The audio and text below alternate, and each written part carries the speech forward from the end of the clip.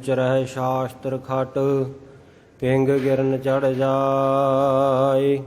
अंध लखै बदरो सुनै जो काल कृपा कराए। बेसुमार अथाह अगनत अतुल्य ज्यों बुलावहो त्यों नानक दास बोलै।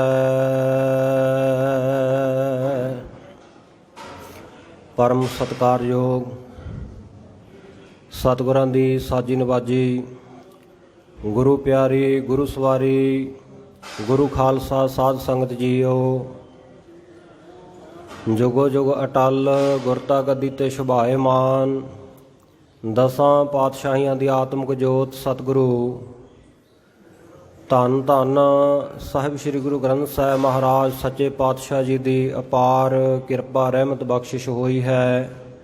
गरीब नवाज सच्चे पातशाह जी की रहमत का सदका गुरु चरनां विच अज ऐतवार दे सवेर दे दीवान विच गुरुद्वारा शहीद बाबा निहाल सिंह जी नगर तलन विखे विशेष हाज़री आप संगतां लवा रहे हो। नगर की संगत इलाके की संगत इस प्रकार दूर दराडियां तो ते देशां विदेशां की संगत गुरु चरनां दे विच आप जी बड़े भावना दे नाल पहुँचते हो।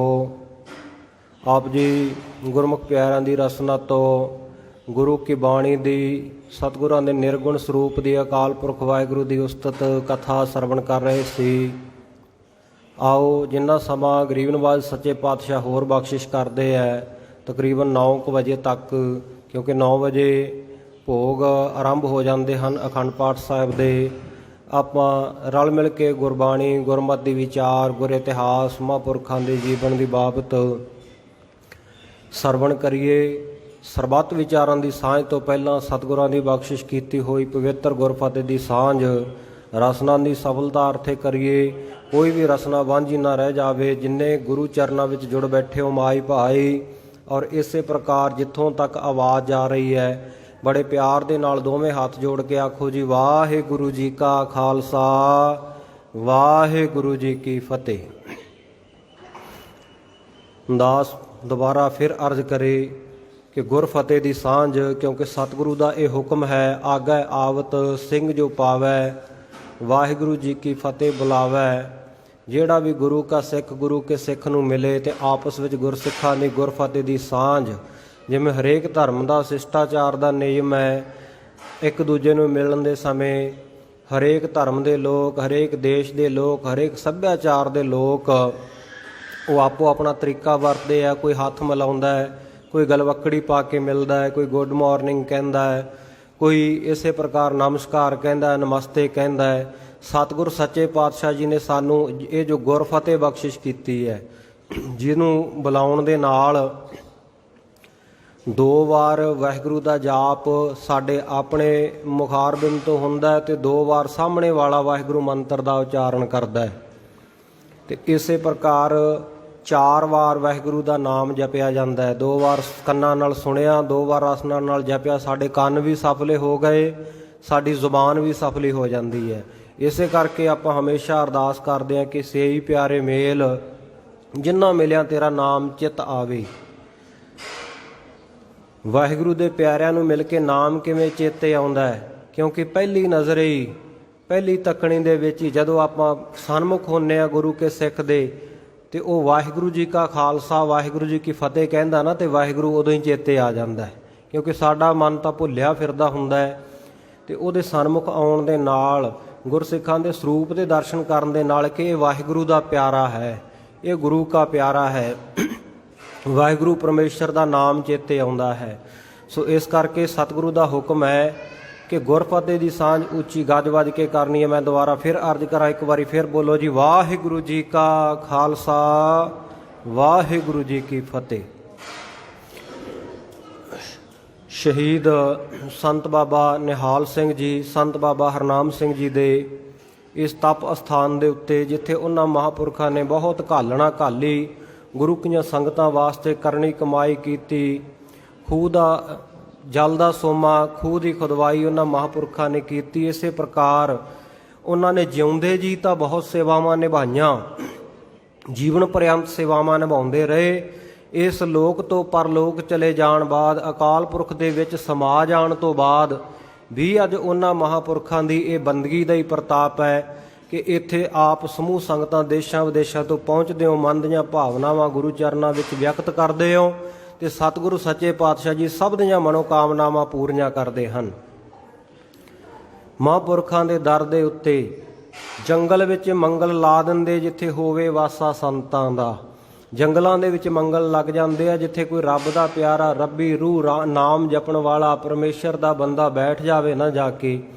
ਤੇ ਗੁਰਮੁਖ ਪਿਆਰੇ, ਉਜਾੜ ਵੀ ਆ ਬਾਨਾਂ ਦੇ ਵਿੱਚ ਵੀ, ਉੱਥੇ ਹਰਿਆ ਭਰਿਆ ਵਾਤਾਵਰਨ ਹੋ ਜਾਂਦਾ ਹੈ, ਉੱਥੇ ਸ਼ਹਿਬਰਾਂ ਲੱਗ ਜਾਂਦੀਆਂ, ਲਹਿਰਾਂ ਬਹਿਰਾਂ ਹੋ ਜਾਂਦੀਆਂ, ਕਿਉਂਕਿ ਮਹਾਂਪੁਰਖਾਂ ਦੇ ਕਥਨ ਦੇ ਵਿੱਚ, ਉਹਨਾਂ ਦੇ ਬਚਨ ਦੇ ਵਿੱਚ ਸੱਤਿਆ ਹੁੰਦੀ ਹੈ। ਪ੍ਰਭ ਜੀ ਵਸੈ ਸਾਧ ਕੀ ਰਸਨਾ, ਉਹਨਾਂ ਦੀ ਰਸਨਾ ਦੇ ਉੱਤੇ ਵਾਹਿਗੁਰੂ ਪਰਮੇਸ਼ਰ ਆਪ ਆ ਕੇ ਨਿਵਾਸ ਕਰਦਾ ਹੈ। ਫਿਰ ਭਗਤ ਮੁਖੈ ਤੇ ਬੋਲਦੇ ਸੇ ਵਚਨ ਹੋ ਬੰਦੇ, ਜਿਹੜੇ ਵਚਨ ਉਹ ਮੁਖਾਰਬਿੰਦ ਤੋਂ ਕਰਦੇ ਹੈ ਉਹ ਇਉਂ ਸਮਝੋ ਕੋਈ ਪਰਮੇਸ਼ਰ ਦੇ ਹੀ ਵਚਨ ਹੈ। ਉਹਨਾਂ ਦਾ ਬੋਲਿਆ ਹੋਇਆ ਵਚਨ ਕਦੇ ਟਲਦਾ ਨਹੀਂ। ਜਲ ਵਸਦਾ ਗਿਰ ਪਵਨ ਜਾਏਗੋ, ਇੱਕ ਸਾਧ ਵਚਨ ਨਿਸ਼ਚਲਾਦਾ। ਅਟਲ ਹੁੰਦਾ ਉਹਨਾਂ ਦਾ ਵਚਨ, ਨਿਸ਼ਚਲ ਹੁੰਦਾ, ਟਲਣ ਵਾਲਾ ਨਹੀਂ। ਜਿਹੜਾ ਵੀ ਵਚਨ ਕਰ ਦੇਣ। ਤੇ ਇਸੇ ਕਰਕੇ ਸਤਿਗੁਰਾਂ ਦੀ ਬਾਣੀ ਵਿੱਚ ਆਖਿਆ ਨਾ ਕਿ ਐਸੇ ਸਾਧੂ ਮਹਾਤਮਾ ਦੀ ਸੰਗਤ ਕਰ, ਐਸੇ ਸਾਧੂ ਮਹਾਤਮਾ ਦੇ ਬਚਨਾਂ ਨੂੰ ਸਰਵਣ ਕਰ, ਜਿਨ੍ਹਾਂ ਦੇ ਬਚਨ ਅਮੁਲੀਕ ਲਾਲ ਇਹ ਰਤਨ, ਜਿਨ੍ਹਾਂ ਦਾ ਮੁੱਲ ਕੋਈ ਨਹੀਂ। ਬਹੁਤ ਬੇਸ਼ਕੀਮਤੀ ਰਤਨ ਮਹਾਂਪੁਰਖਾਂ ਦੇ ਬਚਨ ਹੁੰਦੇ ਆ। ਤੇ ਇਹ ਗੱਲ ਠੀਕ ਹੈ, ਪਹਿਲਾਂ ਗੁਰਮੁਖ ਪਿਆਰੇ ਕਹਿ ਕੇ ਗਏ ਨੇ ਕਿ ਬਹੁਤ ਸਾਰੇ ਲੋਕ ਅੱਜ ਸਾਧੂਆਂ ਦੀ ਸੰਤਾਂ ਦੀ ਹੋਂਦ ਤੋਂ ਮੁਨਕਰ ਨੇ। ਬੜੇ ਨਿੰਦਿਆ ਦੇ ਬਚਨ, ਬੜੇ ਈਰਖਾ ਭਰੇ ਬਚਨ ਵੀ ਮਹਾਂਪੁਰਖਾਂ ਦੀ ਬਾਬਤ ਕਰਦੇ ਆ। ਇਹ ਗੱਲ ਠੀਕ ਹੈ ਤੇ ਇਹ ਵੀ ਗੱਲ ਮੰਨਣ ਵਾਲੀ ਹੈ, ਜਿਹੜੇ ਨਿੰਦਿਆ ਕਰਦੇ ਆ, ਜਿਹੜੇ ਮਹਾਂਪੁਰਖਾਂ ਦਾ ਵਿਰੋਧ ਕਰਦੇ ਆ, ਉਹਨਾਂ ਨੂੰ ਮਿਲੇ ਹੀ ਐਸੇ ਲੋਕ ਹੁੰਦੇ ਆ, ਜਿਸ ਕਰਕੇ ਮਨ ਦੇ ਵਿੱਚ ਉਹਨਾਂ ਦੀ ਤਸਵੀਰ ਹੀ ਅਜਿਹੀ ਉਕਰੀ ਜਾਂਦੀ ਹੈ। ਅੱਜ ਆਮ ਲੋਕਾਂ ਦੀ ਗੱਲ ਛੱਡੋ, ਬਹੁਤ ਸਾਰੇ ਧਰਮ ਦਾ ਬਾਣਾ ਪਾ ਕੇ ਸਟੇਜਾਂ ਦੇ ਉੱਤੇ ਬੋਲਣ ਵਾਲੇ, ਉਹ ਵੀ ਸਾਧੂ ਦੀ ਹੋਂਦ ਤੋਂ, ਸੰਤਾਂ ਦੀ ਹੋਂਦ ਤੋਂ ਮੁਨਕਰ ਹੈ। ਕਹਿਣਗੇ ਜੀ ਗੁਰਬਾਣੀ ਵਿੱਚ ਜਿਹੜਾ ਸਾਧ ਸ਼ਬਦ ਲਿਖਿਆ, ਸਾਧੂ ਸ਼ਬਦ ਲਿਖਿਆ, ਸੰਤ ਸ਼ਬਦ ਲਿਖਿਆ, ਇਹ ਤਾਂ ਗੁਰੂ ਵਾਸਤੇ ਆਇਆ ਹੈ, ਕਿਸੇ ਵਿਅਕਤੀ ਵਾਸਤੇ ਨਹੀਂ, ਕਿਸੇ ਸੰਤ ਵਾਸਤੇ ਨਹੀਂ। ਸੰਤ ਤਾਂ ਹੁੰਦਾ ਹੀ ਨਹੀਂ। ਤੇ ਉਦਾਹਰਨਾਂ ਦੇਣਗੇ ਕਿ ਸਤਿਗੁਰ ਸੱਚੇ ਪਾਤਸ਼ਾਹ ਦੀ ਬਾਣੀ ਦੇ ਵਿੱਚ ਆਖਿਆ ਹੋਏ, ਹਰ ਕੇ ਸੰਤ ਨਾ ਆਖੀਐ ਬਾਨਾਰਸ ਕੇ ਠੱਗ। ਤੇ ਹੋਰ ਵੀ ਇਸ ਤਰ੍ਹਾਂ ਦੀਆਂ ਅਨੇਕਾਂ ਉਦਾਹਰਨਾਂ। ਹਾਂ, ਇਹ ਗੱਲ ਠੀਕ ਹੈ ਵੀ ਜਿੱਥੇ ਅਸਲ ਹੁੰਦਾ ਉੱਥੇ ਨਕਲ ਵੀ ਸ਼ੁਰੂ ਹੋ ਜਾਂਦੀ ਹੈ। ਜਿੱਥੇ ਸੰਤ ਹੁੰਦੇ ਆ ਉੱਥੇ ਸੰਤਾਂ ਦੇ ਭੇਖ ਦੇ ਵਿੱਚ ਬਹੁਤ ਸਾਰੇ ਪਖੰਡੀ ਵੀ ਆਪਣੀ ਪੂਜਾ ਪ੍ਰਤਿਸ਼ਠਾ ਵਾਸਤੇ ਧਰਮ ਦਾ ਬਾਣਾ ਪਾ ਕੇ ਤੇ ਲੋਕਾਂ ਦੇ ਵਿੱਚ ਵਿਚਰਦੇ ਆ ਤੇ ਇਹ ਭੁਲੇਖਾ ਪਾਉਂਦੇ ਆ ਕਿ ਸਾਡੇ ਵਰਗਾ ਬ੍ਰਹਮ ਗਿਆਨੀ ਸਿੱਖ ਸੰਤ ਕੋਈ ਗੁਰੂ ਪੀਰ ਨਹੀਂ ਹੈ। ਪਰ ਗੁਰਮੁਖ ਪਿਆਰਿਓ, ਨਕਲ ਦੀ ਆੜ ਦੇ ਵਿੱਚ ਅਸਲ ਨੂੰ ਛੱਡ ਦੇਣਾ, ਇਹ ਵੀ ਤਾਂ ਕੋਈ ਸਿਆਣੀ ਗੱਲ ਨਹੀਂ ਨਾ। ਨਕਲ ਤਾਂ ਹੀ ਪੈਦਾ ਹੁੰਦੀ ਹੈ ਜੇ ਅਸਲ ਹੈ। ਇੱਕ ਦੁਨਿਆਵੀ ਉਦਾਹਰਨ ਸਮਝ ਲਓ, ਦੁਨੀਆ ਦੇ ਵਿੱਚ ਬੜੀਆਂ ਵੱਡੀਆਂ ਨਾਮਵਰ ਕੰਪਨੀਆਂ ਨੇ ਮੋਬਾਈਲ ਫੋਨ ਬਣਾਏ ਤੇ ਉਹ ਜਿਹੜੇ ਮਹਿੰਗੇ ਮੁੱਲ ਦੇ ਮੋਬਾਈਲ ਫੋਨ ਤੇ ਅਸੀਂ ਸਾਰੇ ਵਰਤਦੇ ਹੀ ਆਪਾਂ ਸੰਸਾਰ ਦੇ ਵਿੱਚ ਆਪੋ ਆਪਣੀ ਹੈਸੀਅਤ ਦੇ ਮੁਤਾਬਕ। ਬੜੀਆਂ ਮਹਿੰਗੀਆਂ ਕੰਪਨੀਆਂ ਜਿਨ੍ਹਾਂ ਦਾ ਨਾਮ ਚੱਲਦਾ, ਬੜੇ ਮਹਿੰਗੇ ਮੁੱਲ ਦੇ ਮੋਬਾਈਲ ਫੋਨ ਉਹਨਾਂ ਨੇ ਬਣਾਏ। ਤੇ ਪਰ ਨਾਲ ਦੀ ਨਾਲ ਹੀ ਆਪਾਂ ਨੂੰ ਸਾਰਿਆਂ ਨੂੰ ਪਤਾ ਚਾਈਨਾ ਦੀ ਮਾਰਕੀਟ ਦੇ ਵਿੱਚ ਤੇ ਉਹਨਾਂ ਦੇ ਵਰਗੇ ਬਿਲਕੁਲ ਉਹਨਾਂ ਵਰਗਾ ਕਲੋਨ, ਉਹਨਾਂ ਵਰਗੀ ਨਕਲ ਕਰਕੇ ਮੋਬਾਈਲ ਫੋਨ ਬਣਾ ਦਿੱਤੇ ਜਾਂਦੇ ਆ, ਜਿਹੜੇ ਬੜੇ ਸਸਤੇ ਹੁੰਦੇ ਆ। ਅਸਲ ਤੇ ਨਕਲ ਦਾ ਫਰਕ ਹੁੰਦਾ ਨਾ। ਪਰ ਜਿਨ੍ਹਾਂ ਨੂੰ ਅਸਲ ਦੀ ਪਹਿਚਾਣ ਆ ਉਹ ਅਸਲ ਵਾਲੇ ਪਾਸੇ ਜਾਂਦੇ ਆ, ਤੇ ਜਿਹੜੇ ਕੋਈ ਸਸਤਾ ਹੀ ਸੌਦਾ ਖਰੀਦਣਾ ਚਾਹੁੰਦੇ ਆ ਉਹ ਸਸਤੇ ਵਾਲੇ ਪਾਸੇ ਵੀ ਚਲੇ ਜਾਂਦੇ ਆ। ਪਰ ਅਸਲ ਦੀ ਰੀਸ ਤਾਂ ਨਹੀਂ ਨਾ। ਇਸੇ ਤਰ੍ਹਾਂ ਦੁਨੀਆ ਦੇ ਵਿੱਚ ਬਹੁਤ ਸਾਰੇ ਸਾਧੂ ਮਹਾਤਮਾ ਇਸ ਦੁਨੀਆ ਦੇ ਵਿੱਚ ਹੋਏ ਆ, ਗੁਰੂ ਨਾਨਕ ਦੇ ਘਰ ਵਿੱਚ ਹੋਏ ਆ ਤੇ ਹੁੰਦੇ ਵੀ ਰਹਿਣਗੇ। ਇਹ ਨਹੀਂ ਕਿ ਰਾਜਿਆਂ ਦੇ ਘਰ ਵਿੱਚ ਕਦੇ ਮੋਤੀਆਂ ਦਾ ਕਾਲ ਪੈ ਜਾਏ। ਰਾਜੇ ਦੇ ਘਰ ਦੇ ਵਿੱਚ ਤਾਂ ਖਜ਼ਾਨੇ ਭਰਪੂਰ ਹੁੰਦੇ ਆ। ਤੇ ਤੁਮ ਹੋ ਸਭ ਰਾਜਨ ਕੇ ਰਾਜਾ, ਆਪੇ ਆਪ ਗਰੀਬ ਨਵਾਜਾ। ਇਹ ਗੁਰੂ ਨਾਨਕ ਦੇ ਮਹਾਰਾਜ ਸੱਚੇ ਪਾਤਸ਼ਾਹ ਜੀ ਦੇ ਘਰ ਦੇ ਵਿੱਚ ਕਿਤੇ ਬ੍ਰਹਮ ਗਿਆਨੀ ਸਿੱਖਾਂ ਸੰਤਾਂ ਦੀ ਤੋਟ ਆ ਸਕਦੀ ਹੈ ਭਾਈ? ਨਹੀਂ। ਇੱਥੇ ਤਾਂ ਇੱਕ ਨੂੰ ਇੱਕ ਚੜ੍ਹਾਉਂਦੀਆਂ, ਕੌਣ ਜਾਣਾ ਮੇਰਾ ਨਾਉ ਜੀਓ। ਇੱਕ ਤੋਂ ਇੱਕ ਚੜ੍ਹਦੀ ਅਵਸਥਾ ਵਾਲੇ, ਜਿਨ੍ਹਾਂ ਸਾਸ ਗਰਾਸ ਨਾ ਵਿਸਰੈ, ਹਰ ਨਾਮਾ ਮਨ ਮੰਤ, ਧਨ ਸੇ ਸਈ ਨਾਨਕਾ ਪੂਰਨ ਸੋਈ ਸੰਤ। ਜਿਨ੍ਹਾਂ ਨੂੰ ਸਾਸ ਗਰਾਸ ਖਾਂਦਿਆਂ ਪੀਂਦਿਆਂ ਸਾਹ ਲੈਂਦਿਆਂ ਵਿਸਰਦਾ ਹੀ ਨਹੀਂ, ਕਦੇ ਅੰਦਰ ਨੂੰ ਸਾਹ ਜਾਂਦਾ ਵਾਹੇ, ਬਾਹਰ ਨੂੰ ਸਾਹ ਆਉਂਦਾ ਗੁਰੂ। ਗੁਰਮੁਖ ਰੋਮ ਰੋਮ ਹਰ ਧਿਆਵੈ, ਰੋਮ ਰੋਮ ਦੇ ਵਿੱਚ ਜਿਨ੍ਹਾਂ ਦੇ ਸਾਈਂ ਦਾ ਵਾਸ ਹੋ ਗਿਆ, ਮਾਲਕ ਦੇ ਨਾਮ ਦਾ ਨਿਵਾਸ ਹੋ ਗਿਆ, ਐਸੇ ਸਾਧੂ ਮਹਾਤਮਾ ਬਹੁਤ ਗੁਰੂ ਨਾਨਕ ਦੇ ਘਰ ਦੇ ਵਿੱਚ ਹੋਏ ਹੈ ਤੇ ਹੁੰਦੇ ਵੀ ਰਹਿਣੇ ਆ। ਸਾਧੂਆਂ ਦੀ ਹੋਣ ਤੋਂ ਮੁਨਕਰ ਹੋਣਾ, ਗੁਰਮੁਖ ਪਿਆਰਿਓ, ਇਹ ਗੁਰੂ ਕੇ ਬਚਨਾਂ ਤੋਂ ਮੁਨਕਰ ਹੋਣਾ। ਕਿਉਂਕਿ ਜੇ ਸਤਿਗੁਰੂ ਕਹਿ ਰਹੇ ਹੈ ਵੀ ਜਿਨ੍ਹਾਂ ਨੂੰ ਸਵਾਸ ਵਾਹਿਗੁਰੂ ਦਾ ਨਾਮ ਕਦੇ ਵਿਸਰਦਾ ਹੀ ਨਹੀਂ, ਤੇ ਉਹ ਸੰਤ ਹੁੰਦੇ ਆ। ਤੇ ਆਪਾਂ ਕੌਣ ਹੁੰਦੇ ਆ ਇਹ ਕਹਿਣ ਵਾਲੇ ਕਿ ਸੰਤ ਹੁੰਦੇ ਹੀ ਨਹੀਂ? ਇਹਦਾ ਮਤਲਬ ਅਸੀਂ ਗੁਰੂ ਦੇ ਬਚਨ ਤੋਂ ਉਲਟ ਗੱਲ ਕਹਿ ਰਹੇ ਹਾਂ ਨਾ। ਸੋ ਭਾਈ ਸਾਧੂ ਮਹਾਤਮਾ ਸੰਤ ਮਹਾਂਪੁਰਖ, ਪਰ ਸਤਿਗੁਰ ਸੱਚੇ ਪਾਤਸ਼ਾਹ ਨੇ ਆਖਿਆ ਕਿ ਜਿਹੜੇ ਧਰਮ ਦੀ ਆੜ ਦੇ ਵਿੱਚ, ਧਰਮ ਦੇ ਭੇਖ ਵਿੱਚ ਨਕਲੀ ਹੈ, ਉਹਨਾਂ ਦੀ ਸੰਗਤ ਨੂੰ ਛੱਡ ਦੇ ਤੇ ਪੱਕਿਆਂ ਨਾਲ ਜੁੜ ਜਾ। ਜਿਨ੍ਹਾਂ ਦਾ ਮਨ ਪੱਕਾ ਹੋ ਗਿਆ, ਦ੍ਰਿੜਤਾ ਜਿਨ੍ਹਾਂ ਦੇ ਮਨ ਵਿੱਚ ਆ ਗਈ, ਨਾਨਕ ਕੱਚੜਿਆ ਸਿਓ ਤੋੜ, ਢੂੰਡ ਸੱਜਣ ਸੰਤ ਪੱਕਿਆ, ਓਏ ਜੀਵਨ ਦੇ ਵਿਛੜੈ, ਓਏ ਮੋਇਆ ਨਾ ਜਾਹੀ ਛੋੜ। ਦੁਨੀਆ ਦੇ ਲੋਕ ਜਿਉਂਦਿਆਂ ਨੂੰ ਛੱਡ ਜਾਂਦੇ ਆ, ਜਿਉਂਦਿਆਂ ਦਾ ਸਾਥ ਛੱਡਦੇ ਆ। ਅੱਜ ਭਰਾ ਭਰਾ ਦਾ ਸਾਥ ਨਹੀਂ ਦੇ ਰਿਹਾ, ਮਿੱਤਰ ਮਿੱਤਰ ਤੋਂ ਪਾਸਾ ਵੱਟ ਜਾਂਦੇ ਆ। ਰਿਸ਼ਤੇਦਾਰ ਸਕੇ ਸੰਬੰਧੀ ਕੋਈ ਵਿਪਤਾ ਦਾ ਸਮਾਂ ਆ ਜਾਵੇ ਨਾ ਤੇ ਫੋਨ ਚੁੱਕਣੋਂ ਹਟ ਜਾਂਦੇ ਆ। ਬਹਾਨਾ ਹੁੰਦਾ ਜੀ ਬੱਚਿਆਂ ਦੇ ਹੱਥ ਫੋਨ ਸੀ, ਪਤਾ ਹੀ ਨਹੀਂ ਲੱਗਿਆ। ਜਾਂ ਕਹਿਣਗੇ ਸਾਡੇ ਕੋਲ ਤਾਂ ਸਮਾਂ ਹੀ ਨਹੀਂ, ਕੰਮਾਂ ਕਾਰਾਂ ਵਿੱਚ ਇੰਨੇ। ਗੁਰਮੁਖ ਪਿਆਰਿਓ, ਗੱਲ ਸਮੇਂ ਦੀ ਨਹੀਂ, ਗੱਲ ਹੁੰਦੀ ਹੈ ਇੰਪੋਰਟੈਂਸ ਦੀ। ਅਸੀਂ ਮਹੱਤਵ ਕਿਸੇ ਨੂੰ ਕਿੰਨਾ ਦਿੰਦੇ ਹਾਂ। ਜਿਹਨੂੰ ਅਸੀਂ ਮਹੱਤਵ ਦਿੰਦੇ ਹਾਂ ਉਹਦੇ ਵਾਸਤੇ ਅਸੀਂ ਸਮੇਂ ਵਿੱਚੋਂ ਸਮਾਂ ਕੱਢ ਕੇ ਵੀ ਗੱਲ ਕਰਦੇ ਹਾਂ। ਤੇ ਜਿਹੜਾ ਗੁਰਮੁਖ ਪਿਆਰਿਓ ਸਾਡੇ ਵਾਸਤੇ ਲੱਗਦਾ ਵੀ ਇਹ ਸਾਡੇ ਕੰਮ ਦਾ ਬੰਦਾ ਨਹੀਂ, ਤੇ ਉਹਦਾ ਤਾਂ ਅਸੀਂ ਜਾਣ ਬੁੱਝ ਕੇ ਵੀ ਫੋਨ ਨਹੀਂ ਚੱਕਦੇ। ਦੁਨਿਆਵੀ ਬੰਦਿਆਂ ਦੀ ਸਾਡੀ ਐਸੀ ਖਸਲਤ ਹੋ ਗਈ ਹੈ, ਐਸਾ ਸੁਭਾਅ ਸਾਡਾ ਬਣ ਗਿਆ। ਸੋ ਸਤਿਗੁਰੂ ਜੀ ਕਹਿੰਦੇ, ਨਾਨਕ ਕੱਚੜਿਆ ਸਿਓ ਤੋੜ, ਢੂੰਡ ਸੱਜਣ ਸੰਤ ਪੱਕਿਆ, ਓਏ ਜੀਵਨ ਦੇ ਵਿਛੜੈ, ਓਏ ਮੋਇਆ ਨਾ ਜਾਹੀ ਛੋੜ। ਦੁਨੀਆ ਦੇ ਲੋਕ ਜਿਉਂਦਿਆਂ ਨੂੰ ਛੱਡਦੇ ਐ, ਪਰ ਸਾਧੂ ਮਹਾਤਮਾ ਮਰਨ ਤੋਂ ਬਾਅਦ ਵੀ ਪਰਲੋਕ ਦੇ ਵਿੱਚ ਵੀ ਸਾਡੀ ਬਾਹ ਫੜਦੇ ਐ। ਕੋਈ ਬੰਦਾ ਚੜ੍ਹਾਈ ਕਰਕੇ ਪਰਲੋਕ ਚਲਿਆ ਜਾਵੇ ਨਾ, ਨਰਕਾਂ ਵਿੱਚ ਪੈਣ ਲੱਗ ਜਾਵੇ, ਤੇ ਕੱਢ ਹੀ ਨਰਕ ਤੇ ਧੂ, ਉੱਥੋਂ ਵੀ ਧੂ ਕੇ ਕੱਢ ਲੈਂਦੇ ਐ। ਜੁਗਤੀ ਐਸੀ ਵਰਤਦੇ ਐ। ਗੁਰ ਇਤਿਹਾਸ ਦੇ ਵਿੱਚ ਜ਼ਿਕਰ ਆਉਂਦਾ ਹੈ ਕਿ ਗੁਰੂ ਕਾ ਬਹੁਤ ਸ਼ਰਧਾ ਭਾਵਨਾ ਵਾਲਾ ਗੁਰਸਿੱਖ ਭਾਈ ਪ੍ਰਾਣਾ ਜੀ, ਹਮੇਸ਼ਾ ਜਿਨ੍ਹਾਂ ਦੀ ਰਸਨਾ ਦੇ ਉੱਤੇ ਮੂਲ ਮੰਤਰ ਵਾਹਿਗੁਰੂ ਮੰਤਰ, ਗੁਰੂ ਕੀ ਬਾਣੀ ਦਾ ਜਾਪ ਚੱਲਦਾ ਰਹਿੰਦਾ, ਤੇ ਉਜਾੜ ਬੀਆਬਾਨ ਦੇ ਵਿੱਚ ਬੈਠੇ ਐ, ਰੱਬ ਦੀ ਬੰਦਗੀ ਦੇ ਵਿੱਚ ਲਿਵ ਲੱਗੀ ਹੋਈ ਹੈ, ਬਿਰਤੀ ਇਕਾਗਰ ਹੈ। ਤੇ ਇਦਾਂ ਹੀ ਇਹਨਾਂ ਦੇ ਕੋਲ ਬੈਠਿਆਂ ਦੇ ਕੋਲ ਇੱਕ ਰਾਹੀ ਆ ਗਿਆ। ਉਹਨੇ ਕੋਈ ਭਾਰਾ ਬਸਤਰ ਚੱਕਿਆ ਹੋਇਆ, ਬਿਸਤਰਾ ਵਗੈਰਾ ਬੰਨ੍ਹ ਕੇ ਨਾਲ ਚੁੱਕਿਆ, ਤੇ ਆ ਕੇ ਭਾਈ ਪ੍ਰਾਣਾ ਜੀ ਦੇ ਕੋਲ ਬੈਠਾ ਸਾਹ ਲੈਣ ਦੇ ਲਈ, ਤੇ ਫਿਰ ਲੰਮਾ ਪੈ ਗਿਆ, ਬੜਾ ਹਫਿਆ ਹੋਇਆ। ਭਾਈ ਪ੍ਰਾਣਾ ਜੀ ਨੇ ਪੁੱਛਿਆ, ਭਾਈ ਕੌਣ ਹੈ? ਕਹਿੰਦਾ ਜੀ ਮੈਂ ਨੇੜਲੇ ਨਗਰ ਦਾ ਪਟਵਾਰੀ ਹਾਂ, ਤੇ ਇਹ ਮੈਂ ਆਪਣੀ ਡਿਊਟੀ ਦੇ ਉੱਤੇ ਜਾ ਰਿਹਾ। ਪਰ ਰਸਤੇ ਦੇ ਵਿੱਚ, ਕਿਉਂਕਿ ਉਹਨਾਂ ਸਮਿਆਂ ਵਿੱਚ ਸਾਧਨ ਨਹੀਂ ਹੁੰਦੇ ਸਨ, ਲੋਕ ਪੈਦਲ ਹੀ ਜਾਂਦੇ ਸਨ ਬਹੁਤੇ, ਸੋ ਇਸ ਕਰਕੇ ਪੱਗ ਡੰਡੀਆਂ ਹੁੰਦੀਆਂ ਸਨ, ਕੋਈ ਵਧੀਆ ਰੋਡ ਸੜਕਾਂ ਵੀ ਨਹੀਂ ਸਨ, ਆਵਾਜਾਈ ਦਾ ਸਾਧਨ ਕੋਈ ਨਹੀਂ ਸੀ। ਇਹ ਪਟਵਾਰੀ ਆ ਕੇ ਭਾਈ ਪ੍ਰਾਣਾ ਜੀ ਸਿੱਖ ਦੇ ਕੋਲ ਜਿਸ ਵੇਲੇ ਬੈਠਾ, ਆ ਕੇ ਉੱਥੇ ਲੰਮਾ ਪੈ ਗਿਆ, ਕੁਝ ਦੇਰ ਆਰਾਮ ਕੀਤਾ। ਕਹਿਣ ਲੱਗਾ ਜੀ ਥੱਕ ਬਹੁਤਾ ਗਿਆ, ਤੁਰਨ ਦੀ ਸੱਤਿਆ ਨਹੀਂ ਸਰੀਰ ਦੇ ਵਿੱਚ, ਇੱਕ ਵੀ ਕਦਮ ਪੁੱਟਦਾ ਤਾਂ ਇਉਂ ਲੱਗਦਾ ਵੀ ਸਾਹ ਫੁੱਲ ਗਿਆ ਤੇ ਇੱਥੇ ਹੀ ਢੇਰੀ ਹੋ ਜਾਵਾਂਗਾ। ਜੇ ਤੁਸੀਂ ਕਿਰਪਾ ਕਰ ਦਿਓ, ਆਹ ਮੇਰਾ ਸਮਾਨ ਜਿਹੜਾ ਬਿਸਤਰਾ ਮੇਰੇ ਕੋਲ ਚੁੱਕਿਆ ਹੋਇਆ, ਇਹਨੂੰ ਨਾਲ ਦੇ ਨਗਰ ਦੇ ਵਿੱਚ ਚੁੱਕ ਕੇ ਪਹੁੰਚਾ ਦਿਓ, ਤੇ ਜਿੰਨੀ ਕਹੋਗੇ ਤੁਸੀਂ ਮੈਂ ਤੁਹਾਨੂੰ ਮਜ਼ਦੂਰੀ ਦੇ ਦੇਵਾਂਗਾ, ਤੁਹਾਡਾ ਮਿਹਨਤਾਨਾ ਤੁਹਾਡੀ ਮਜ਼ਦੂਰੀ ਤੁਹਾਨੂੰ ਮਿਲ ਜਾਵੇਗੀ।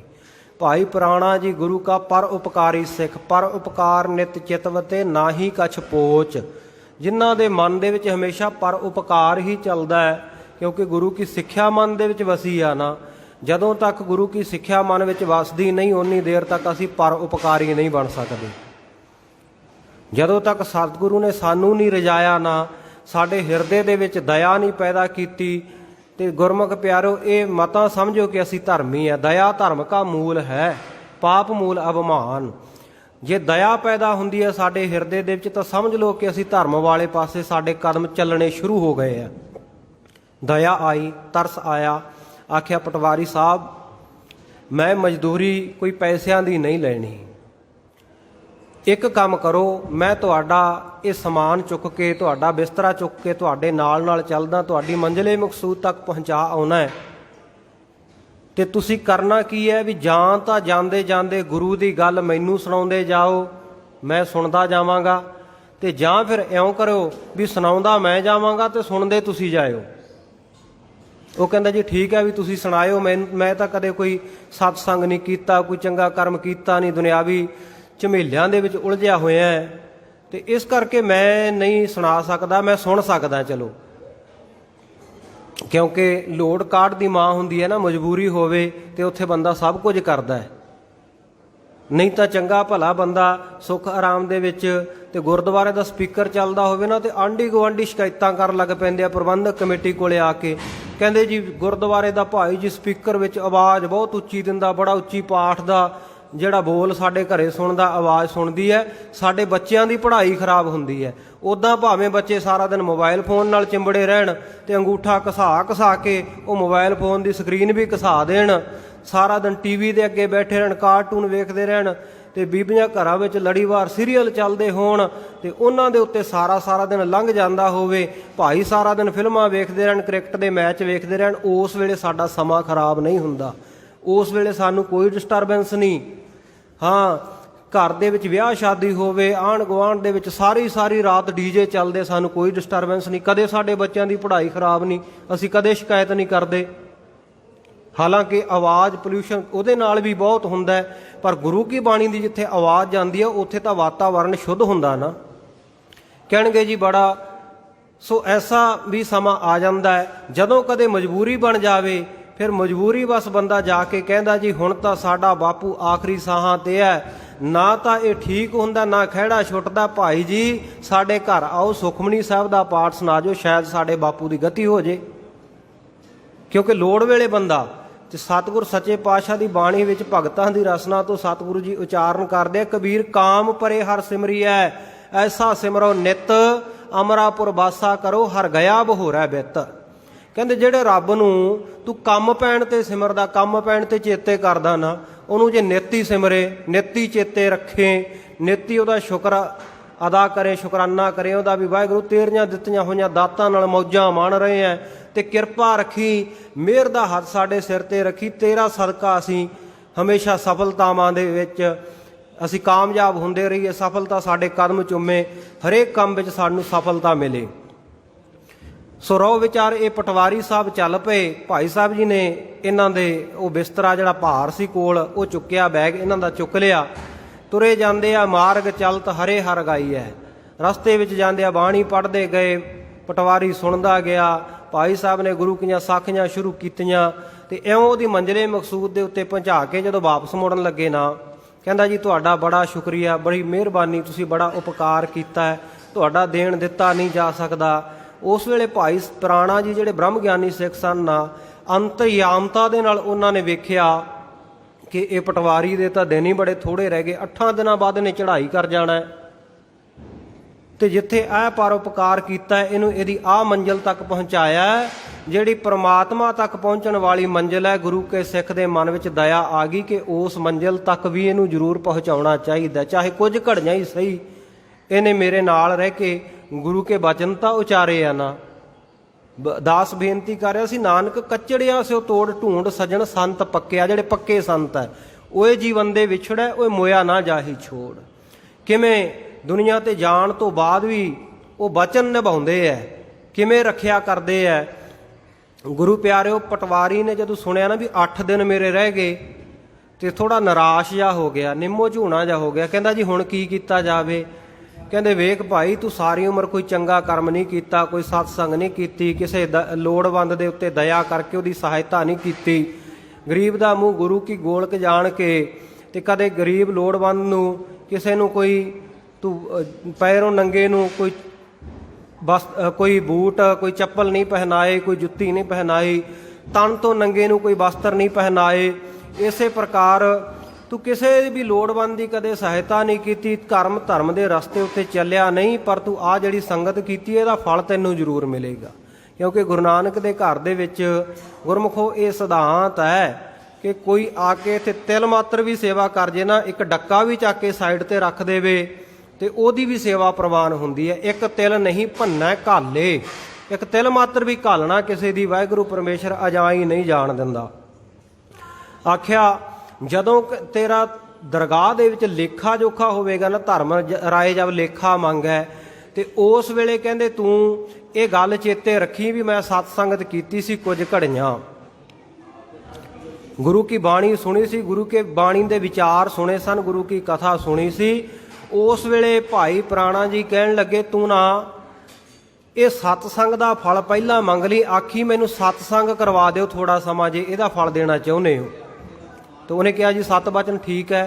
तो नाल ही भाई प्राणा जी कहन लगे कहते अज तो 5 दिनों बाद शरीर मैं भी छड्ड जाना, चढ़ाई कर जाना, क्योंकि महापुरखों नूं पता लग जाता भी असीं कदों चले जाना है। तो वो अपनी मर्जी नाल ही जाते। आप दुनियावी लोग जिहड़े मरण तो डरते हैं, कबीर जिस मरने ते जग डरै मेरा मन आनंद, मरने ही ते पाईया पूर्ण परमानंद। वो तो परम आनंद की अवस्था वालिਆਂ नूं पता हुंदा ते खुशी खुशी जाते हैं। आपां लोग डरते हैं, मौत के नाम तो भी सानूं डर लगता है। हालांकि सच्चाई है भी मरना आपां सारिਆਂ नहीं है, पर मौत तो असीं डरते हैं। चिंता ताकि कीजिए जो अनहोनी होए, जिहड़ी चीज़ अनहोनी होवे ना होने वाली होवे पर वापरे उहदी चिंता करनी चाहिए है। जिहड़ी होनी है उहदी चिंता काहदी है, वो तो होनी है। सब दे उत्ते ये समा आउणा है। बादशाह साहब व्यापारी मरना जो दिसै सो कल है खरना, सब ने चलिया जाना है। भाई प्राणा जी कहन लगे 5 दिनों बाद मैं सतगुरु श्री गुरु हरगोबिंद साहिब महाराज सच्चे पातशाह जी दे दर्शन दीदारे करन तो बाद शरीर छड्ड जाना, चढ़ाई कर जाना ते दरगाह विच सजना मेले होणगे। जदों धर्म राजा तेरा लेखा करेगा ना, हिसाब किताब करेगा, तो उस वेले कह दई कि मैं जिहड़ी कुछ घड़ियां संगत कीती है उहदे इवज दे विच मैनूं कुछ क संगत होर बख्श दिओ, मैं संगत करनी चाहुंदा ते पापां दी जिहड़ी सज़ा मेरी वो बाद विच दे दिओ। इसे तरह होया। भाई प्राणा जी शरीर छड्ड के उन्हां तो थोड़े दिनों बाद वो पटवारी चढ़ाई कर गया। तो भाई प्राणा जी तो गुरु के सिख सन ना, रे रे दरगह कहे ना कहू, आओ बैठ आदर शुभ देऊ। वो आराम दे नाल परमेश्वर पारब्रह्म दे चरनां विच जा विराजे। तो इधर पटवारी साहब जिन्हां ने जिंदगी विच कर्म धर्म कोई चंगा नहीं सी कीता, कोई सत्संग नहीं कीती सी, गुरमुख प्यारिओ धर्म राजे दे पेश कीता दूतां ने। हिसाब किताब वेख्या सारा कि सारी जिंदगी विच कर्म कोई चंगा नहीं कीता। आख्या भी तू तो काम कोई चंगा नहीं कीता, तैनूं तां नरकां विच सुट्टिया जाएगा। फिर जदों ऐन उहदा बंद कर लगे ना हिसाब किताब, ते नज़र पई भी इहने 8 दिन पहलां एक महापुरख की संगत कीती है। आख्या भी रुको, आ जिहड़ा इहदा चंगी करनी का फल है ये भी इहनूं देना बनता है। तो आख्या भाई इहदा फल की चाहुंदा है? आख्या जी मैनूं थोड़े कुछ घड़ियां की संगत बख्श दिओ इहदे इवजाने दे विच। तां उस वेले की होया, धर्मराजे ने दूतां नूं फरमाया, उन्हां नूं आख्या कि इहनूं तुसीं जिथे सतसंग दे विच महापुरख बैठे है ना, सारे अकाल पुरख वाहिगुरू दे चरनां विच, उत्थे लै जाओ। तो ये कुछ घड़ियां की गल है। तो उस तो बाद ये वापस बाहर आवेगा तो इनू तुसीं लै आउणा, फिर इनू इहदे कीते दी सजा देवांगे। तो उस वेले गुरमुख प्यारिओ नाल लै गए। धर्मराजे ने ताकीद कीती कि तुसीं बस वो जिहड़ा परमात्मा की दरगाह है ना, परमात्मा का दरबार है, उहदे दरवाजे तक ही जाना, वो तो अगे नहीं जाना। क्योंकि गुरबाणी दे विच भी वचन है, उत्थे ना जमदूत जाते हैं ना धर्मराजा जाता है। जह साधु गोबिंद भजन कीर्तन नानक नीत, ना हो ना तू नह छुट है निकट ना जाइए हो दूत। ये दूतों तुसीं नेड़े ना जाओ, क्योंकि बन लैणगे आपां नूं भी। डरदा है धर्मराज भी, जमदूत भी। गुरबाणी गवाही भरदी है इस गल की। तो गुरसिख प्यारिओ उस वेले भाई प्राणा जी नूं लै गए द्वार तक। जदों अगे गए, अगे समाधियां लाई, बहुत साधु महात्मा उत्थे परमात्मा की दरगाह विच आनंद दे विच लीन होए बैठे। लभदियां लभाउंदियां भाई प्राणा जी कोल पहुँच गए। आख्या भाई प्राणा जी मैं आ गया है। तो आख्या आ गए हो तो बह जाओ। कहता जी मैनू तो बाहर उड़ीक रहे हैं, कुछ घड़ियां बाद जाना है, तो मैनू फिर मेरे कीते हुए पापां की सज़ा उन्होंने देनी है। उस वेले भाई प्राणा जी कहन लगे, कहते भाई जिहड़ा इत्थों तक पहुँच गया ना, उहदे तक फिर जमदूतां दा वस नहीं चलदा। कहते हुण तू बाहर नहीं जाना, बस हुण इत्थे ही टिक जा। देखो एक महापुरख की कुछ घड़ियां कीती संगत ने किवें वो सारी उम्र जिन्हें कोई चंगा कर्म नहीं सी कीता, उन्होंने किवें मुक्ति दवा दित्ती। ਤੇ ਫਿਰ ਹਮੇਸ਼ਾ ਵਾਸਤੇ ਸੱਚਖੰਡ ਵਾਸੀ ਹੋ ਗਿਆ ਉਹ ਜਿਹੜਾ ਪਟਵਾਰੀ ਸੀ ਮਹਾਂਪੁਰਖ ਭਾਈ ਪ੍ਰਾਣਾ ਜੀ ਦੀ ਸੰਗਤ ਕਰਕੇ। ਇਉਂ ਜਿਹੜੇ ਸਾਧੂ ਮਹਾਤਮਾ ਨੇ ਨਾ, ਉਹਨਾਂ ਦਾ ਤਾਂ ਇੱਕ ਬਚਨ ਹੀ ਜੀਵਨ ਦੇ ਵਿੱਚ ਤਬਦੀਲੀ ਲਿਆ ਦਿੰਦਾ ਹੈ। ਦੁਨਿਆਵੀ ਲੋਕ ਜਾਂ ਸਟੇਜਾਂ ਦੇ ਉੱਤੇ ਬੋਲਣ ਵਾਲੇ ਵੱਡੇ ਵੱਡੇ ਕਥਾਵਾਚਕ ਵਿਦਵਾਨ, ਜਿਨ੍ਹਾਂ ਕੋਲੇ ਸਿਰਫ ਵਾਚ ਗਿਆਨ ਹੈ। ਦੋ ਤਰ੍ਹਾਂ ਦਾ ਗਿਆਨ ਹੁੰਦਾ ਜੀ, ਇੱਕ ਹੁੰਦਾ ਵਾਚ ਗਿਆਨ ਤੇ ਇੱਕ ਹੁੰਦਾ ਅਨੁਭਵੀ ਗਿਆਨ, ਅੰਤਰ ਆਤਮੇ ਉਪਜਿਆ ਹੋਇਆ ਗਿਆਨ, ਜਿਹੜਾ ਪਰਮੇਸ਼ਰ ਵੱਲੋਂ ਨਾਜ਼ਲ ਹੋਇਆ ਹੈ, ਉਹਦੀ ਕਿਰਪਾ ਪ੍ਰਾਪਤ ਕਰਕੇ, ਉਹਦੀ ਬੰਦਗੀ ਕਰਕੇ। ਮਹਾਂਪੁਰਖਾਂ ਕੋਲ ਉਹ ਅਨੁਭਵੀ ਗਿਆਨ ਹੁੰਦਾ ਹੈ ਤੇ ਦੁਨਿਆਵੀ ਜਿਹੜੇ ਬੁਲਾਰੇ ਆ, ਇਹਨਾਂ ਕੋਲ ਸਿਰਫ ਵਾਚ ਗਿਆਨ ਹੁੰਦਾ, ਕਿਤਾਬਾਂ ਹੀ ਪੜ੍ਹੀਆਂ ਹੁੰਦੀਆਂ, ਸਿਰਫ ਜਾਣਕਾਰੀ ਹੁੰਦੀ ਹੈ, ਇਹਨੂੰ ਗਿਆਨ ਨਹੀਂ ਕਹਿ ਸਕਦੇ। ਤੇ ਜਦੋਂ ਕੋਈ ਦੁਨਿਆਵੀ ਬੰਦਾ ਬੋਲਦਾ ਘੰਟਿਆਂ ਬੱਧੀ ਲੈਕਚਰ ਦੇਈ ਜਾਵੇ ਸਟੇਜਾਂ ਦੇ ਉੱਤੇ, ਤੇ ਆਪਾਂ ਕੀ ਉਹਦੀ ਗੱਲ ਮੰਨਦੇ ਹਾਂ? ਆਪਾਂ ਕਹਿੰਦੇ ਹਾਂ ਵੀ ਚਲ ਹੋਊ ਕੋਈ, ਆਪਾਂ ਇਹ ਕਹਿ ਕੇ ਛੱਡ ਦਿੰਦੇ ਹਾਂ। ਤੇ ਮਹਾਂਪੁਰਖ ਰੱਬ ਦਾ ਪਿਆਰਾ ਉਹ ਸਟੇਜ ਦੇ ਉੱਤੇ ਆ ਕੇ ਵੀ ਨਾ ਬੋਲੇ, ਕਥਾ ਕੀਰਤਨ ਵੀ ਕੋਈ ਨਾ ਕਰਦਾ ਹੋਵੇ, ਸਾਧੂ ਬੋਲਿਆ ਸਹਿਜ ਸੁਭਾਏ ਸਾਧੂ ਕਾ ਬੋਲਿਆ ਬਿਰਥਾ ਨਾ ਜਾਏ, ਸਹਿਜ ਸੁਭਾਏ ਕੋਈ ਬਚਨ ਕਰ ਦੇਣ ਨਾ, ਤੇ ਗੁਰਮੁਖ ਪਿਆਰੋ ਜੀਵਨ ਬਦਲ ਕੇ ਰੱਖ ਦਿੰਦੇ ਆ। ਮੈਂ ਇੱਕ ਹੋਰ ਛੋਟੀ ਜਿਹੀ ਉਦਾਹਰਨ 2 ਮਿੰਟਾਂ ਵਿੱਚ ਮਹਾਂਪੁਰਖਾਂ ਦੇ ਜੀਵਨ ਦੇ ਵਿੱਚੋਂ ਦੇ ਕੇ ਫਿਰ ਗੁਰਫਤਿਹ ਦੀ ਸਾਂਝ ਕਰਾਂਗਾ, ਕਿਉਂਕਿ ਗੁਰਬਾਣੀ ਦੇ ਅਖੰਡ ਪਾਠ ਸਾਹਿਬਾਂ ਦੇ ਭੋਗ ਪੈਣੇ ਆ। ਸੋ 20ਵੀਂ ਸਦੀ ਦੇ ਮਹਾਨ ਸਿੱਖ ਨੌਜਵਾਨਾਂ ਦੇ ਦਿਲਾਂ ਦੀ ਧੜਕਣ, ਮੇਰੇ ਖਿਆਲ ਵਿੱਚ ਜਦੋਂ ਮਹਾਂਪੁਰਖਾਂ ਦੇ ਨਾਮ ਦੇ ਵਿਸ਼ੇਸ਼ਣ ਲਾਉਣ ਲੱਗਦੇ ਆ ਨਾ ਆਪਾਂ, ਤੇ ਪਹਿਲਾਂ ਹੀ ਉਹਨਾਂ ਦੀ ਤਸਵੀਰ ਸਾਡੇ ਜ਼ਿਹਨ ਦੇ ਵਿੱਚ ਆ ਜਾਂਦੀ ਹੈ ਵੀ ਦਮਦਮੀ ਟਕਸਾਲ ਦੇ 14ਵੇਂ ਮੁਖੀ ਸੰਤ ਗਿਆਨੀ ਜਰਨੈਲ ਸਿੰਘ ਜੀ ਖਾਲਸਾ ਭਿੰਡਰਾਂ ਵਾਲੇ ਮਹਾਂਪੁਰਖ ਸੰਤ ਸਿਪਾਹੀ ਦੀ ਗੱਲ ਹੋ ਰਹੀ ਹੈ। ਇੰਨਾ ਪ੍ਰੇਮ ਅੱਜ ਨੌਜਵਾਨ ਪੀੜ੍ਹੀ ਵਿੱਚ ਉਹਨਾਂ ਦੇ ਨਾਲ ਹੈ, ਜਾਂ ਜਿਨ੍ਹਾਂ ਗੁਰਮੁਖਾਂ ਨੇ ਪੁਰਾਤਨ ਸਮੇਂ ਵਿੱਚ ਵੀ ਦਮਦਮੀ ਟਕਸਾਲ ਦੇ ਮਹਾਂਪੁਰਖਾਂ ਦੀ ਸੰਗਤ ਕੀਤੀ ਹੈ, ਜਾਂ ਕਿਸੇ ਵੀ ਸਾਧੂ ਮਹਾਤਮਾ ਦੀ ਸੰਗਤ ਕੀਤੀ ਹੈ, ਆਪ ਮੁਹਾਰੇ ਸ਼ਰਧਾ ਨਾਲ ਸਿਰ ਉਹਨਾਂ ਦੇ ਚਰਨਾਂ ਦੇ ਵਿੱਚ ਝੁਕ ਜਾਂਦਾ ਹੈ। 1981 ਦੀ ਗੱਲ ਹੈ ਜੀ, ਮਹਾਂਪੁਰਖ ਅਸਮਾਨ ਵਾਲਾ ਨਗਰ ਦੇ ਵਿੱਚ ਫਿਰੋਜ਼ਪੁਰ ਸ਼ਹਿਰ ਦੇ ਨੇੜੇ, ਉੱਥੇ ਧਰਮ ਪ੍ਰਚਾਰ ਵਾਸਤੇ ਪਹੁੰਚੇ ਹੋਏ ਦੋਵੇਂ ਸਮੇਂ ਦੀ ਕਥਾ ਕਰਦੇ ਹੈ, ਤੇ ਦਿਨ ਨੂੰ ਨੇੜਲੇ ਨਗਰਾਂ ਦੇ ਵਿੱਚ ਮਹਾਂਪੁਰਖ ਗੁਰਮਤਿ ਪ੍ਰਚਾਰ ਕਰਨ ਦੇ ਲਈ ਜਾਇਆ ਕਰਦੇ। ਇਸੇ ਤਰ੍ਹਾਂ ਇੱਕ ਦਿਨ ਆਰਫ ਕੇ ਨਗਰ ਦੇ ਵਿੱਚ ਸਵੇਰੇ ਸਵੇਰੇ ਗੁਰੂ ਕੀਆਂ ਸੰਗਤਾਂ ਵਾਸਤੇ, ਜਥੇ ਵਾਸਤੇ, ਮਹਾਂਪੁਰਖਾਂ ਦੇ ਵਾਸਤੇ ਕਿਸੇ ਸਿੰਘ ਨੇ ਘਰ ਪ੍ਰਸ਼ਾਦਾ ਤਿਆਰ ਕੀਤਾ ਕਿ ਸੇਵਾ ਕਰ ਲਈਏ, ਗੁਰੂ ਕੇ ਸਿੱਖ ਆਏ ਹੈ। ਤੇ ਮਹਾਂਪੁਰਖ ਜਥੇ ਸਮੇਤ ਸ਼ਬਦ ਪੜ੍ਹਦੇ ਹੋਏ ਗਲੀ ਵਿੱਚੋਂ ਲੰਘ ਰਹੇ ਆ, ਤੇ ਅੱਗੋਂ ਇੱਕ ਸ਼ਰਾਬੀ ਬੰਦਾ ਮਿਲਿਆ, ਤੇ ਉਹ ਅੱਗੇ ਹੋ ਗਿਆ ਮਹਾਂਪੁਰਖਾਂ ਦੇ। ਸਿੰਘਾਂ ਨੇ ਹਟਾਉਣ ਦੀ ਕੋਸ਼ਿਸ਼ ਕੀਤੀ, ਮਹਾਂਪੁਰਖ ਕਹਿੰਦੇ ਕੁਝ ਨਾ ਕਹੋ, ਆਉਣ ਦਿਓ, ਕਹਿਣ ਦਿਓ ਜੋ ਕਹਿੰਦਾ। ਉਹ ਆਇਆ ਤੇ ਆ ਕੇ ਕਹਿਣ ਲੱਗਾ, ਕਹਿੰਦਾ ਭਿੰਡਰਾਂ ਵਾਲੇ ਸੰਤਾ, ਤੂੰ ਆਪਣੇ ਆਪ ਨੂੰ ਬੜਾ ਵੱਡਾ ਸੰਤ ਸਮਝਦਾ, ਤੂੰ ਕਿੱਡਾ ਕੁ ਵੱਡਾ ਸੰਤ ਹੈ। ਕਹਿੰਦਾ ਜੇ ਹਿੰਮਤ ਹੈ ਤਾਂ ਮੇਰੇ ਨਾਲ ਪੰਜਾ ਪਾ ਕੇ ਦੇਖ ਲੈਣਾ ਤੂੰ ਕਿੱਡਾ ਕੁ ਤਾਕਤਵਰ ਹੈ। ਤੇ ਮਹਾਂਪੁਰਖਾਂ ਨੇ ਸਹਿਜ ਸੁਭਾਏ ਬਚਨ ਕਰ ਦਿੱਤੇ, ਕਹਿੰਦੇ ਭਾਈ ਅਸੀਂ ਤੇਰੇ ਨਾਲ ਪੰਜਾ ਕੀ ਪਾਉਣਾ ਹੈ, ਅਕਾਲ ਪੁਰਖ ਵਾਹਿਗੁਰੂ ਪਰਮੇਸ਼ਰ ਹੀ ਤੇਰੇ ਤੇ ਕਿਰਪਾ ਕਰੇ। ਬਸ ਆਹ ਬਚਨ ਕਰਤਾ ਵੀ ਤੇਰੇ ਤੇ ਪਰਮੇਸ਼ਰ ਕਿਰਪਾ ਕਰੇ, ਤੇ ਨਾਲ ਦੀ ਨਾਲ ਕਿਰਪਾ ਸ਼ੁਰੂ ਹੋ ਗਈ। ਤੀਜੇ ਦਿਨ ਗੁਰਮੁਖ ਪਿਆਰੋ ਅਸਮਾਨ ਵਾਲੇ ਨਗਰ ਵਿੱਚ ਰਾਤ ਦਾ 1 ਵਜਿਆ ਹੋਇਆ, ਕੁਝ ਕੁ ਸਿੰਘ ਪਹਿਰੇ ਤੇ ਆ, ਮਹਾਂਪੁਰਖ ਆਪਣੇ ਕਮਰੇ ਵਿੱਚ ਹੈ, ਤੇ ਉਹ ਬੰਦਾ ਰਸਾਲ ਸਿੰਘ ਜੀ ਦਾ ਨਾਮ ਹੈ। ਪਿੰਡ ਦੇ ਲੋਕਾਂ ਨੇ ਦੱਸਿਆ ਜੀ ਬੜਾ ਸ਼ਰਾਬੀ ਕਬਾਬੀ ਹੈ, ਸਾਰਾ ਦਿਨ ਸ਼ਰਾਬ ਹੀ ਪੀਂਦਾ ਰਹਿੰਦਾ, ਲੜਾਈ ਝਗੜੇ ਕਰਦਾ ਰਹਿੰਦਾ ਹੈ। ਆ ਗਿਆ ਅੱਧੀ ਰਾਤ ਨੂੰ 1 ਵਜੇ ਆ ਕੇ ਕਹਿੰਦਾ ਜੀ ਮੈਂ ਤਾਂ ਸੰਤ ਜਰਨੈਲ ਸਿੰਘ ਜੀ ਖਾਲਸਾ ਭਿੰਡਰਾਂ ਵਾਲੇ ਮਹਾਂਪੁਰਖਾਂ ਦੇ ਹੁਣੇ ਦਰਸ਼ਨ ਕਰਨੇ ਆ, ਹੁਣੇ ਮਿਲਣਾ ਮਹਾਂਪੁਰਖਾਂ ਨੂੰ। ਉਹ ਸਿੰਘ ਪਹਿਰੇ ਤੇ ਭਾਈ ਗੁਰਮੁਖ ਸਿੰਘ ਗੜਵਾਈ ਵਰਗੇ ਹੈਗੇ ਸੀ, ਉਹ ਕਹਿੰਦੇ ਜੀ ਇਸ ਵੇਲੇ ਨਹੀਂ, ਸਵੇਰੇ ਆ ਜਾਈ, ਮਿਲਾ ਦੇਵਾਂਗੇ। ਇਉਂ ਉਹਨਾਂ ਦਾ ਜਦੋਂ ਆਪਸ ਦੇ ਵਿੱਚ ਗੱਲਬਾਤ ਹੋਈ, ਮਹਾਂਪੁਰਖਾਂ ਨੇ ਅੰਦਰ ਆਵਾਜ਼ ਸੁਣ ਲਈ, ਕਹਿੰਦੇ ਭਾਈ ਆਉਣ ਦਿਓ, ਆ ਜਾਣ ਦਿਓ। ਜਿਉਂ ਹੀ ਅੰਦਰ ਸਿੰਘ ਲੈ ਕੇ ਗਏ 2-3 ਸਿੰਘ, ਤੇ ਉਸ ਵੇਲੇ ਮਹਾਂਪੁਰਖਾਂ ਦੇ ਜਾ ਕੇ ਚਰਨਾਂ ਤੇ ਹੀ ਢਹਿ ਪਿਆ। ਕਹਿੰਦਾ ਜੀ ਵਾਕਈ ਤੁਸੀਂ ਤਾਂ ਬੜੇ ਜ਼ਾਹਰਾ ਸੰਤ ਹੋ। ਸੰਤ ਕਹਿੰਦੇ ਮੈਂ ਤਾਂ ਕੋਈ ਕਿਹਾ ਹੀ ਤੈਨੂੰ ਹੈ ਨਹੀਂਗਾ, ਤੂੰ ਇਸ ਤਰ੍ਹਾਂ ਕਿਉਂ ਕਰ ਰਿਹਾ? ਕਹਿੰਦਾ ਜੀ ਬਸ ਤੁਸੀਂ ਬਿਨਾਂ ਕਹਿਣ ਤੋਂ ਹੀ ਬਹੁਤ ਕੁਝ ਕਹਿਤਾ, ਜਿਹੜਾ ਤੁਸੀਂ ਉਸ ਦਿਨ ਬਚਨ ਕਰ ਗਏ ਨਾ, ਬਸ ਉਸ ਦਿਨ ਤੋਂ ਮੇਰੇ ਮਨ ਦੇ ਵਿੱਚ ਇਹ ਗੱਲ ਆ ਗਈ ਕਿ ਹੁਣ ਸ਼ਰਾਬ ਨਹੀਂ ਪੀਣੀ। ਮਹਾਂਪੁਰਖ ਕਹਿੰਦੇ ਚੱਲ ਠੀਕ ਆ ਭਾਈ, ਕਹਿੰਦੇ ਹੁਣ ਤਾਂ ਨਹੀਂ ਸ਼ਰਾਬ ਪੀਂਦਾ?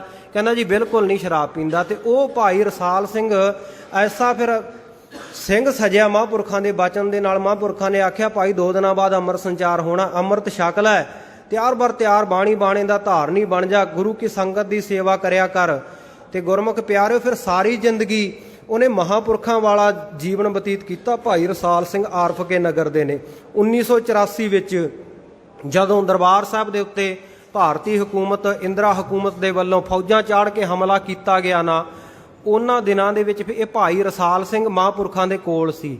ਆਪਣੀ ਕੁਝ ਜ਼ਮੀਨ ਵੇਚੀ, ਰਾਈਫਲ ਲਈ, ਲਾਇਸੈਂਸੀ ਹਥਿਆਰ ਲੈ ਕੇ ਮਹਾਂਪੁਰਖਾਂ ਦੀ ਸੇਵਾ ਦੇ ਵਿੱਚ ਜਾ ਹਾਜ਼ਰ ਹੋਇਆ। ਤੇ 1984 ਦੇ ਵਿੱਚ ਜਿਹੜੇ ਸਿੰਘਾਂ ਨੇ ਉੱਥੇ ਸ਼ਹਾਦਤ ਪ੍ਰਾਪਤ ਕੀਤੀ ਨਾ, ਉਹਨਾਂ ਵਿੱਚ ਭਾਈ ਰਸਾਲ ਸਿੰਘ ਆਰਫਕੇ ਵਾਲਾ ਵੀ ਸੀ। ਵੇਖੋ, ਇੱਕ ਸ਼ਰਾਬੀ ਕਬਾਬੀ ਤੇ ਉਹਨੂੰ ਸ਼ਹੀਦ ਦਾ ਦਰਜਾ ਮਹਾਂਪੁਰਖਾਂ ਦੇ ਇੱਕ ਬਚਨ ਨੇ ਦਵਾ ਦਿੱਤਾ। ਸੋ ਐਸੇ ਸਾਧੂ ਮਹਾਂਪੁਰਖਾਂ ਦੀ ਸੰਗਤ ਵਾਸਤੇ ਬਾਣੀ ਕਹਿ ਰਹੀ ਹੈ, ਨਾਨਕ ਕੱਚੜਿਆ ਸਿਓ ਤੋੜ, ਢੂੰਡ ਸੱਜਣ ਸੰਤ ਪੱਕਿਆ, ਓਏ ਜੀਵਨ ਦੇ ਵਿਛੜੈ, ਓਏ ਮੋਇਆ ਨਾ ਜਾਹੀ ਛੋੜ। ਜਿਹੜੇ ਜਿਨ੍ਹਾਂ ਦੇ ਬਚਨ ਇੱਕ ਇੱਕ ਬਚਨ ਜਿਨ੍ਹਾਂ ਦਾ ਗੁਰਮੁਖ ਪਿਆਰਿਓ 7 ਬਚਨ ਸਾਧੂ ਉਪਦੇਸ਼ ਜੀਵਨ ਬਦਲ ਕੇ ਰੱਖ ਦਿੰਦਾ। ਐਸੇ ਸਾਧੂ ਮਹਾਤਮਾ ਦੀ ਸੰਗਤ ਕਰੀਏ। ਵਿਚਾਰਾਂ ਦੌਰਾਨ ਹੋਈਆਂ ਬੇਅੰਤ ਭੁੱਲਾਂ ਦੀ ਆਪ ਸਮੂਹ ਸੰਗਤਾਂ ਨੇ ਖਿਮਾ ਬਖਸ਼ਿਸ਼ ਕਰਨੀ। ਗਰੀਬ ਨਵਾਜ਼ ਸੱਚੇ ਪਾਤਸ਼ਾਹ ਕਿਰਪਾ ਕਰਨ। ਸ਼ਾਮ ਦੇ ਸਮੇਂ 7 ਵਜੇ ਵਿਸ਼ੇਸ਼ ਦੀਵਾਨ ਦੇ ਵਿੱਚ ਫਿਰ ਲੜੀਵਾਰ ਕਥਾ ਰਾਹੀਂ ਆਪ ਜੀ ਦੇ ਚਰਨਾਂ ਵਿੱਚ ਹਾਜ਼ਰ ਹੋਵਾਂਗੇ ਜੀ। ਗੁਰਫਤਿਹ ਦੀ ਸਾਂਝ ਕਰੋ। ਵਾਹਿਗੁਰੂ ਜੀ ਕਾ ਖਾਲਸਾ, ਵਾਹਿਗੁਰੂ ਜੀ